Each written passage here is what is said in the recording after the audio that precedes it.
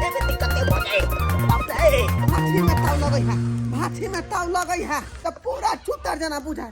बर्फ से भगल ठंडा अरे बाप रे बाप रे बाप रे बाप घुला घुला घुला पहले घुला कर पहले थी तकर बाद झापला फिर बाप रे बाप ये पहले धारा फिर के आना तो घूरा थपिया बाद में नहीं हो ठंडा तो जान मार दे है आए बुझाता बाप ले या तो ठंडा चहलते माता लोग के जान मारे या तो जाते माता जान मार दे की ढोलबा धूप का जाए मर मत तेहन जा डंटा के हरे पास तो दबो सरबा कहीं के